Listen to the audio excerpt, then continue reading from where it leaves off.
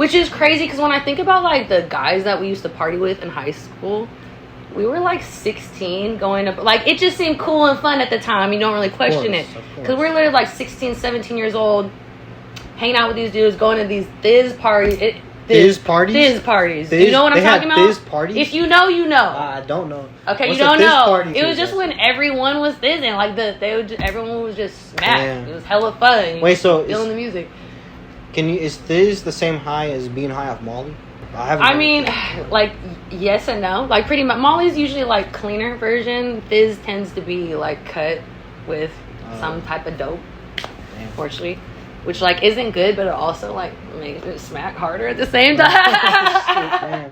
Which is terrible. But, I know. Yeah, let's move on from this. I know. Yeah. But, when there's a little meth in there, they're gonna be like, "Oh, it's crackhead." Yeah. By the way, I don't do any drugs anymore. I don't do.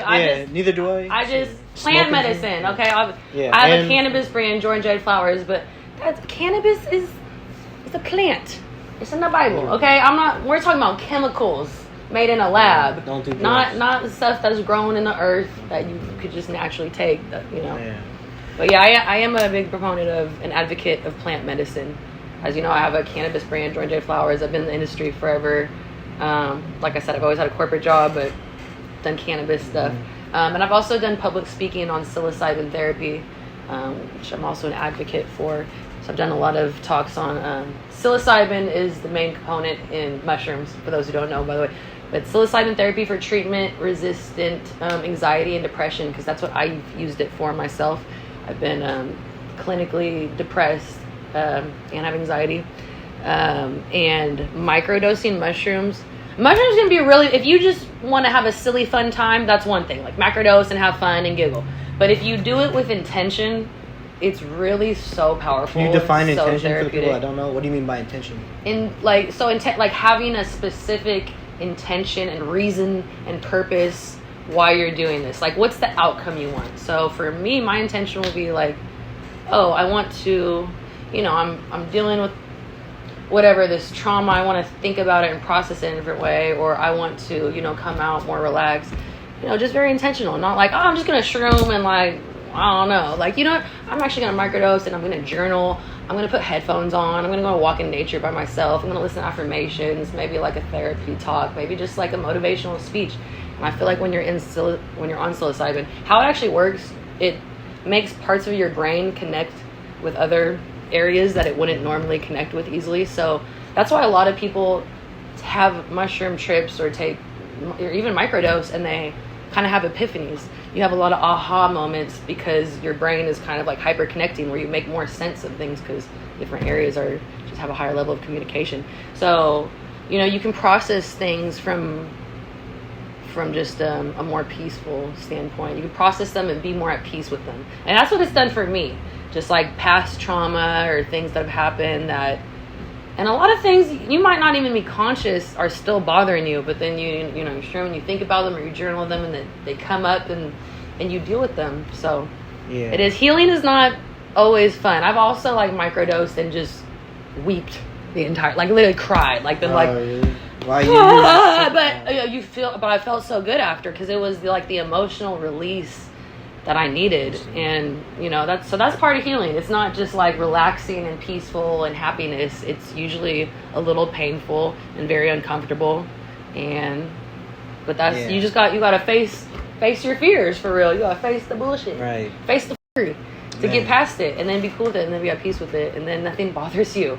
Also, once you like really heal from all your past stuff and any mental and any issues and any trauma, you're so cool. Like, I'm very set with myself. Like, I don't need validation from anyone about anything. Like, you can't tell me more about myself. Yeah. A lot of us strive to get to that point. Strive to get to that point eventually. So if you're dealing with like a lot of trauma internally, you wouldn't recommend doing shrooms, or can you still do it if you have a lot of built up? No, I do. I do recommend it. It kind of everything depends, right? So I prefer to be alone when I microdose. I like being by myself because then I can just be totally in the zone and just thinking and not distracted by anybody else. Just very focused. But some people don't like that. Some people feel more secure, more safe if someone's there with them, or they have someone. Some people like being inside. I prefer being in nature. I get a little claustrophobic when I'm out. So it kind of just depends. But whatever you're currently experiencing, it'll maximize that. So you know, whatever the emotion is, you're gonna feel it very vividly. So you just have to be prepared for that. But sometimes that's what you need. Again, healing is not linear, and it's not always a good feel. But you'll feel better after.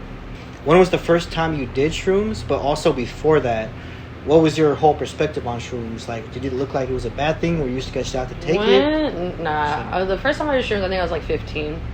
First time I did like everything, I was like 15. The first time... Oh, okay, I remember. The first time I shroomed, I was in high school. Me and all my girlfriends had like a sleepover.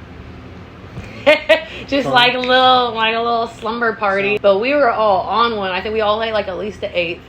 And like heck of crazy stuff happened, but it was still cool. Like the neighbors, like it was two guys that we knew, like randomly came over in the middle of the night, and my girl's dad woke up and he was like, "I'm calling the cops," and we were like, "What?" And that wasn't even part of the trip. Yeah, because you're like, "Damn, am I tripping?" Like some crazy stuff happened where we were like, "What's going on?" But then it ended up still being fun. I've never had a bad trip. I've had like very emotional trip, like I said, where I just need to cry for hours by myself. But it's not bad. It's actually ultimately healing and conducive to my overall mental health and wellness. So I don't know. It's really like on you and your mindset and where you're at. Like if you have a bad trip, I feel like it's kind of like you manifested that. And it's so crazy. When I was in high school in shroom, it'd be crazy. I was like, I'm on the moon. Everything is crazy. And now, like, not at all. And, like, nothing psychedelic, nothing crazy. And it almost feels like ecstasy. I get, like, overwhelmed with gratitude. Oh, really? Like, which is such a great feeling. Like, I'm like, oh, my gosh. Yeah. I'm so grateful. Like, oh, I'm so happy for my life. Like, thank you. My mom. Yeah, so it's awesome. Yeah. So I